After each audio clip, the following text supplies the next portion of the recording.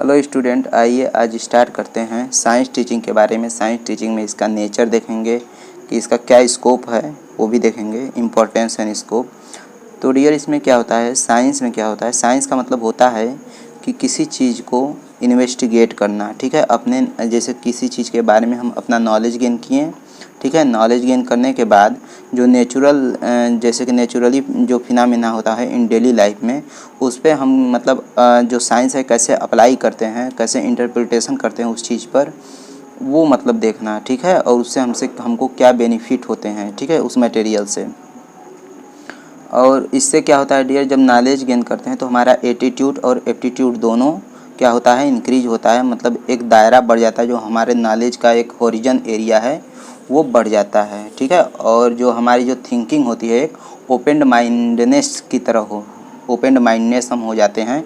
हमारे में एक मतलब के सीखने के दौरान जैसे कि हमारा जब नॉलेज का दायरा बढ़ जाता है तो हमारे में क्यूरोसिटी भी आने लगती है, जिज्ञासा भी आने लगती है हर चीज़ को कि या किसी चीज़ को जानने की जो हमारे डेली लाइफ में यूज हो रहा है।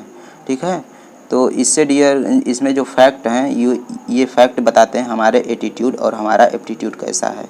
ठीक है, एटीट्यूड मतलब एक तरह से हमारे बिहेवियर, और एप्टीट्यूड मतलब उससे जो साइंस से रिलेटेड नॉलेज। ठीक है, इसका मतलब ये है कि लिख सकते हैं डियर कि science, this is the science. Science means क्या होता है, science means investigation. Science means investigation, किसका, इन्वेस्टिगेशन ये एंड इंटरप्रिटेशन।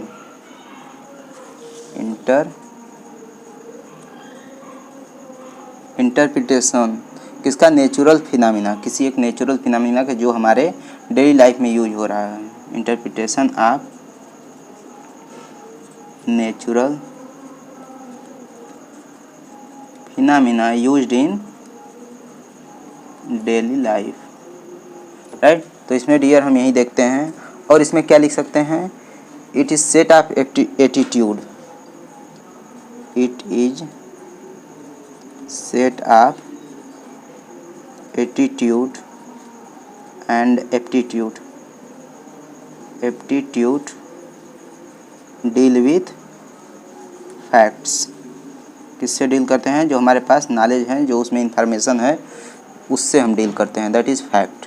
ठीक है, और क्या लिख सकते हैं इसमें डियर, और ये लिख सकते हैं कि ये बेनिफिट किसके लिए होता है, इसका जो मटेरियल है, benefit for the industrialization of the agriculture to release the nuclear energy. जो इसका बेनिफिट होता है इस मटेरियल, जैसे कोई है हमारे, देखिए बेनिफिट ऑफ मटेरियल का मतलब जो हमारे पास नॉलेज है। ठीक है, जो हमारे पास नॉलेज है जिसको हम यूज कर रहे हैं, जिसको हम एक इंडस्ट्रियलाइजेशन लेवल पे यूज कर रहे हैं किसी एग्रीकल्चर वेस्ट को, जिससे हम क्या करें, न्यूक्लियर एनर्जी को, जो न्यूक्लियर एनर्जी को रिलीज करा सकते हैं। ठीक है, तो ये इसको आगे लिख सकते हैं, it can be benefit of, it can be benefit of material, it can be benefit of material and used in industrialization and used in industrialization and used in industrialization of agriculture,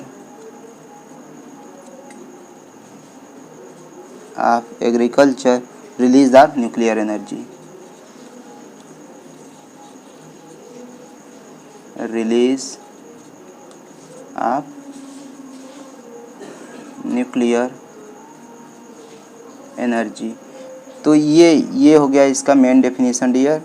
और इसको ये जो definition है, ये definition दिए थे Bloom ने। ठीक है, बीएस ब्लूम ने दिए थे। राइट, उसके बाद एक डेफिनेशन और था जो कि जो मतलब कि ये वाला था, जो कि investigation and interpretation of the natural phenomena use in daily life. एक ये होगा, it's set of the aptitude and attitude deal with the fact. ये दिए थे स्किनर, बीएफ स्किनर नाम है इनका। तो बीएफ स्किनर ने ये डेफिनेशन दिए थे। राइट, तो इसके जो साइंस टीचिंग के हैं ये इसमें से ये जो डेफिनेशन दिया गया था जो लोगों के अनुसार कि हमारे अनुसार ये होता है साइंस टीचिंग, हमारे अनुसार ये होता है। बात है कि मतलब एक ही निकलता है, बस तरीका होता है कहने का अलग अलग।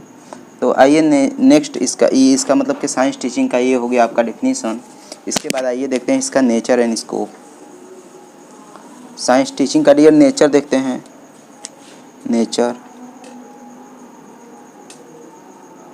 नेचर की बात करें अगर साइंस टीचिंग में, तो नेचर में क्या होता है डियर कि जो हमारे बैकग्राउंड, जो हमारे मतलब कि जो हमारे कल्चर हैं, ठीक है, कल्चर उसको डेवलपमेंट कराता है, ठीक है, जो हमारे पहले के जो बैकग्राउंड के जो कल्चर हैं उसको डेवलप कराता है।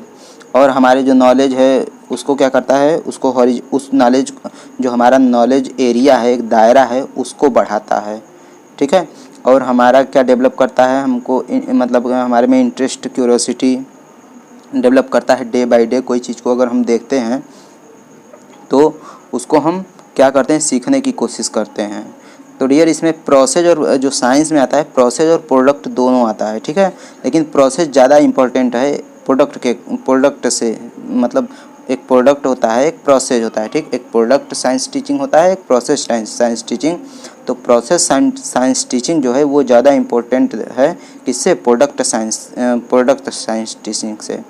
तो प्रोडक्ट साइंस टीचिंग में डियर ये होता है जैसे किसी चीज़ को हम प्रोडक्ट की बात करें तो सिस्टमेटिकली किसी चीज़ अपने हम मतलब कि नॉलेज को क्या करें, या नॉलेज बॉडी को या किसी ऑर्गेनाइज को एक सिस्टमेटिकली वे में क्या करें, मतलब कि रिप्रेजेंट करें, ठीक। प्रोसेस का मतलब ये होता है आप मतलब जैसे आप अपने आपके पास जो नॉलेज है या फैक्ट है, जो ट्रूथ है, उसको आप कैसे एक्सप्लोर कर सकते हैं, ठीक है। आपका बिहेवियर कैसा है, जैसे कि लोगों के सामने जो आपके सामने हैं उनको मतलब आपका एक तरह से रिप्रेजेंटेशन कैसा लग रहा है, ठीक है, आप अपने आप को कैसे रिप्रेजेंट कर रहे हैं। और ये मतलब कि इसका नेचर ये भी होता है कि आप ओपन माइंडनेस हो जाते हैं, ठीक, किसी चीज़ को लेकर आप मतलब ऑनेस्ट हो जाते हैं, ठीक। आप में जो थिंकिंग होती है क्रिएटिव थिंकिंग आने लगती है, और किसी चीज़ के प्रति आप क्या हो जाते हैं, डेडिकेशन आपका आ जाता है, ठीक है। आप किसी काम को डेडिकेट होके कर रहे हैं और उसमें आपकी इंटेलेक्चुअलिटी भी बढ़ती है, ठीक है। नेक्स्ट होता है कि मतलब आपको ये सब पढ़ने से, जैसे सिस्टमेटिकली पढ़ रहे हैं तो आपके पास नॉलेज हो गया, आपकी थिंकिंग जो है क्रिएटिव थिंकिंग हो गई। तो अंदर से डियर ये भी होता है कि सेल्फ कॉन्फिडेंस भी आने लगता है। सेल्फ कॉन्फिडेंस आने लगता है, आप चैलेंजेज को क्या कर सकते हैं, एक्सेप्ट भी कर सकते हैं, ठीक है। और आप में मतलब एक जैसे कोई साइंस मेथड होता है वो भी अडॉप्ट हो जाता है, ठीक है। तो आइए देखते हैं क्या होता है। फर्स्ट अगर इसमें लिखते हैं, अगर देखते हैं तो फर्स्ट पॉइंट ये लिखते हैं कि expanding your horizon of knowledge, ठीक है, expanding our horizon of knowledge, एक ये हो गया। नेक्स्ट क्या लिख सकते हैं, to provide the essential background, to provide the essential background, to provide the essential background knowledge of the culture development, knowledge of culture developments, ठीक, ये हो गया। नेक्स्ट पॉइंट इसमें क्या लिख सकते हैं डियर, नेक्स्ट पॉइंट ये लिख सकते हैं जैसे कि it is the stress free and open mindness, ठीक, stress value is open mindness. Open mindness से क्या हो जाएगा आपका, ओपन माइंडनेस में आपके अंदर क्या हो जाएगी, ऑनेस्टी आ जाएगी, ऑनेस्टी आ जाएगी, जो आपकी थिंकिंग हो वो क्रिएटिव हो जाएगी। तो लिख सकते हैं क्रिएटिव थिंकिंग। एंड नेक्स्ट क्या लिख सकते हैं, नेक्स्ट लिख इंटेलेक्चुअलिटी आ जाएगी आप में, और and dedication.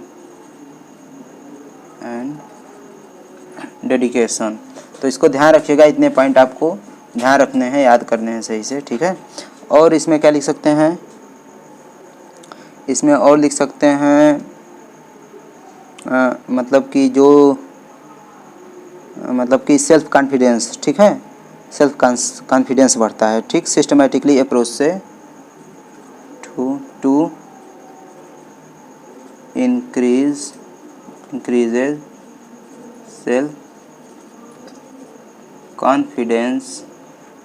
Self confidence from systematically approach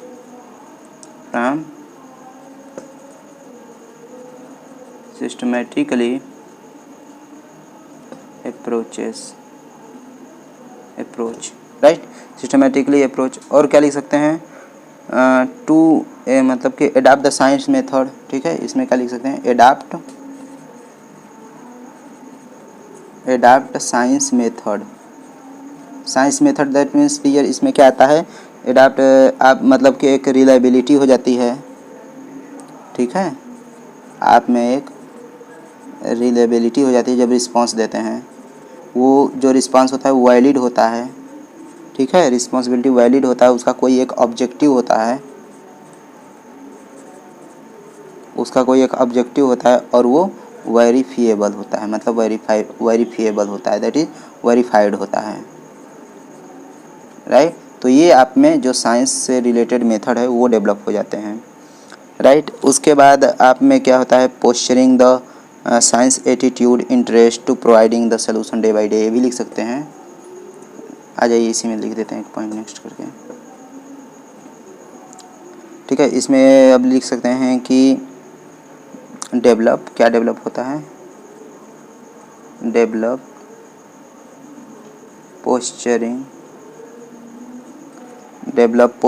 the science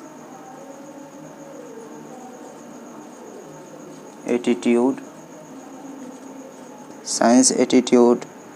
and interest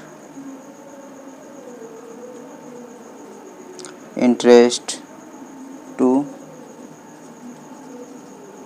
providing solution day by day.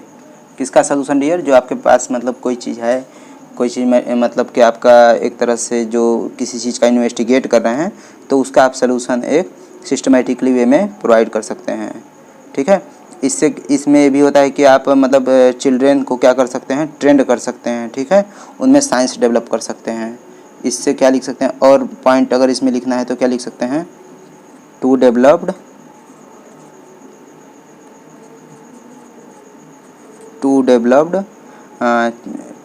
The children with the help of trainer, ठीक है, with the help of training. ये भी इतने पॉइंट पर्याप्त है आपके इसके नेचर में, ठीक है। ये बाकी इसको एग्जाम में आराम से एक्सप्लोर करके लिखिए, एक्सपेंड करके अच्छे से लिखिए, जितने मार्क्स का आपका पेपर है उसके अनुसार, ठीक। उसके बाद इसमें देखते हैं इसका स्कोप के बारे में, नेचर हो गया डियर। इसके बाद इसको स्कोप के बारे में देखते हैं कि इसका स्कोप क्या था। इसका स्कोप हो सकता है क्या, बताइए। इसका एक तरह से जो स्कोप है,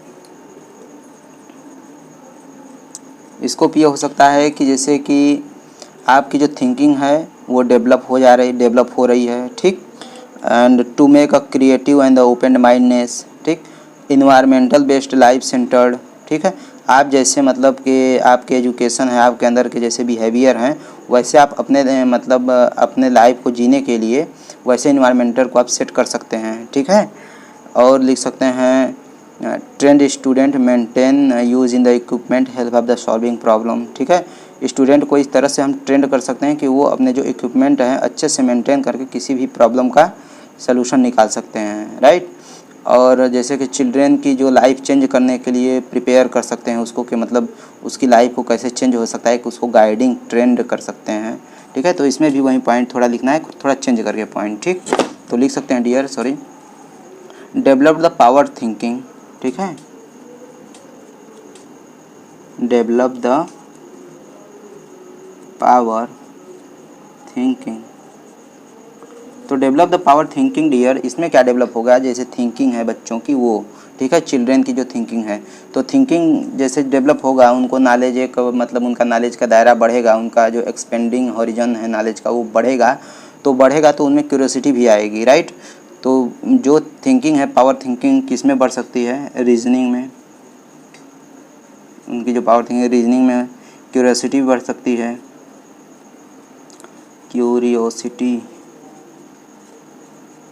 क्यूरियोसिटी भी बढ़ सकती है, एंड उनका जो एटीट्यूड है उससे,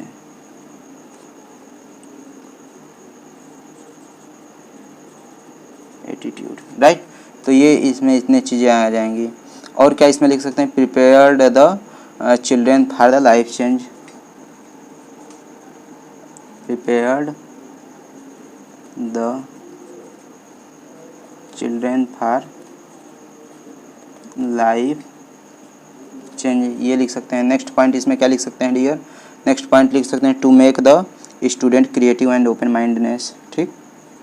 इसमें क्या होते हैं, student creative and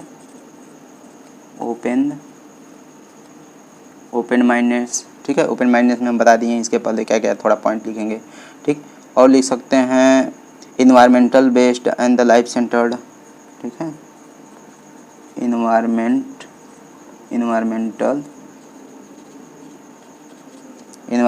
based and life centered, ठीक है। तो ये इसमें लिख सकते हैं। And next and last point ये लिख सकते हैं कि मतलब कि ट्रेंड द स्टूडेंट को इस तरह से हम ट्रेंड करेंगे, trained the student to maintain and use of equipment to help the solving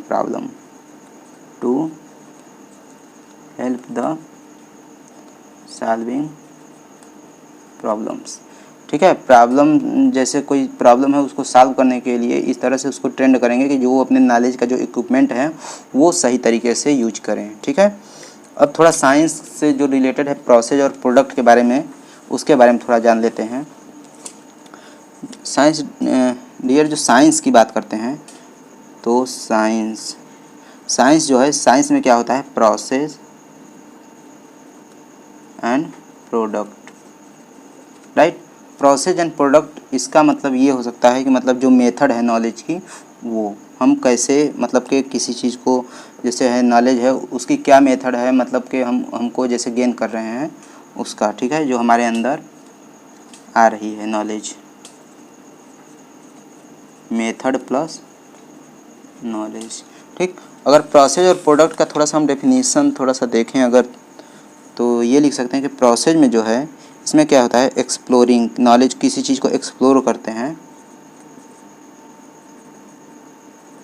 exploring the truth and fact, exploring the truth and facts. और प्रोडक्ट की अगर बात करते हैं तो इसमें क्या करते हैं, systematically organised by the body knowledge, systematically organised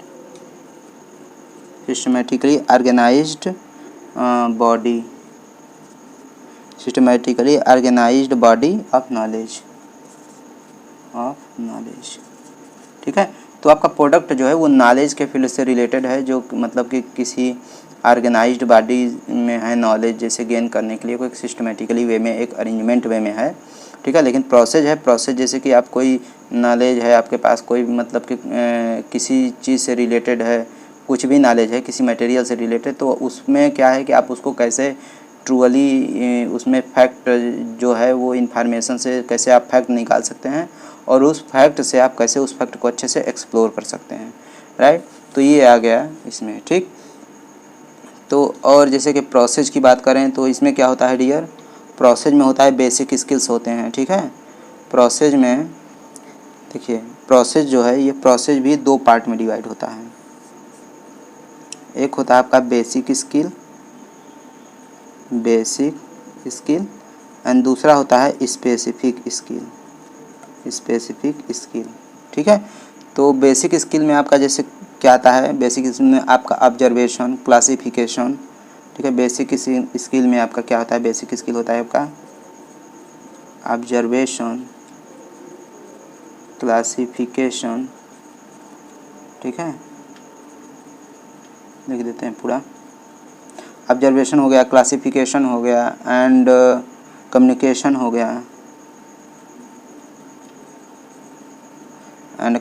हो गया, मेजरमेंट हो गया, एस्टिमेशन हो गया, प्रेडिक्शन हो गया, कंक्लूजन हो गया। ये सब आते हैं आपके बेसिक स्किल में।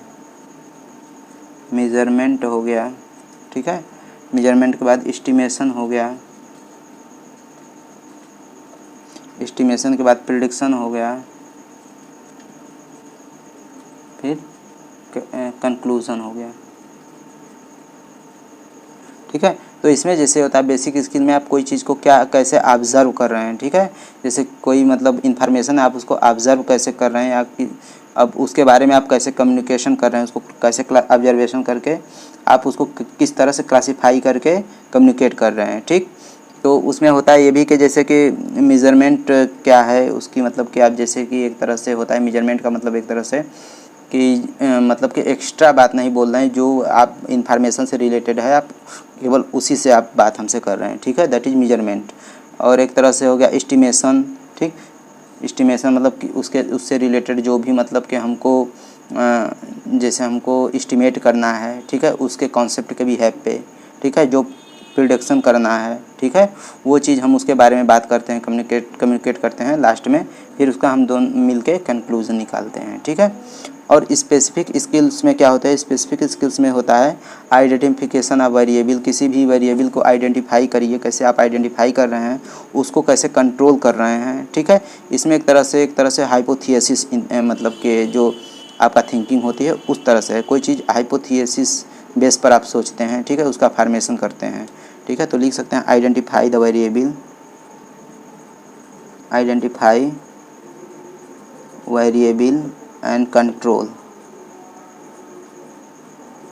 ठीक है, आइडेंटिफाई वेरिएबल एंड उसको कैसे कंट्रोल कर सकते हैं। और इसमें नेक्स्ट पॉइंट लिख सकते हैं, इसको थोड़ा सा मिटा देते हैं, आप स्क्रीनशॉट ले लीजिएगा। ठीक है, स्पेसिफिक स्किल में एक ये हो गया, और इसमें क्या हो सकता है, formation the hypothesis, formation of hypothesis. ठीक है, किसी हाइपोथेसिस का फॉर्मेशन करते हैं, उसका मतलब एक टेबल बनाते हैं। ठीक है, टेबल बना के उसका एक्सपेरिमेंट करते हैं, उसके बाद किसी चीज़ पे वो अगर वो सही बैठता है तो उसको इंटरप्रिटेशन मतलब उसको अप्लाई कर देते हैं। ठीक है, इसमें आगे फॉर्मेशन हाइपोथेसिस, उसका एक टेबुलेशन बनाते हैं, राइट, एक टेबुलेशन हो गया, टेबुलेशन के बाद एक्सपेरिमेंटेशन हो गया, देन आफ्टर इंटरप्रिटेशन। ठीक है, तो इतने पॉइंट आपके स्पेसिफिक स्किल में आ गए। ठीक है, ये जो आपके अंदर है स्पेसिफिक। अच्छा, ये प्रोसेस की बात है। प्रोडक्ट में क्या देखते हैं, प्रोडक्ट में ये हम देखते हैं कि कोई फैक्ट, कॉन्सेप्ट एंड थ्योरी ला। ठीक है, कोई चीज़ है जो इन्फॉर्मेशन से फैक्ट क्या है उसका, ठीक है, जो इन्फॉर्मेशन से मेन जो एक पर्पज होता है वो निकालते हैं। ठीक है, फैक्ट हो गया, ठीक है, उसमें कौन सा कॉन्सेप्ट है, ठीक है, कॉन्सेप्ट की बात करते हैं, फिर थ्योरी की बात करते हैं। ठीक, ये थ्योरी कहाँ से ली गई है और ये थ्योरी जो दिया है कौन से लॉ पे वर्क करता है। ठीक है, तो प्रोडक्ट में इतनी बातें हैं और प्रोसेस में आपकी इतनी बातें हैं, आप साइंस टीचिंग के अंदर ये लिखेंगे, राइट। तो इतना पर्याप्त है, इसमें मतलब कि आपका अच्छे से कवर हो जाएगा लॉन्ग आंसर। ठीक है, और आपका यूनिवर्सिटी एग्जाम में भी आता है तो प्रोसेस प्रोडक्ट से ज़्यादातर आता है, तो आप ध्यान रखिएगा प्रोडक्ट में ही 4 आएंगे, fact, concept, theory and law, and बाकी जो हैं प्रोसेस में आएंगे। आपके जो प्रोसेस में आपका जो अभी हम बताए थे पूरे इसको मतलब कि एक्सप्लोर किए थे, देन आफ्टर इसको क्या करेंगे, डिवाइड कर देंगे बेसिक एंड स्पेसिफिक स्किल में। और बेसिक और स्पेसिफिक स्किल में आप देखिए कि उसमें कौन कौन से पॉइंट उसके अंतर्गत आते हैं, उसको अच्छे से ध्यान रखिए।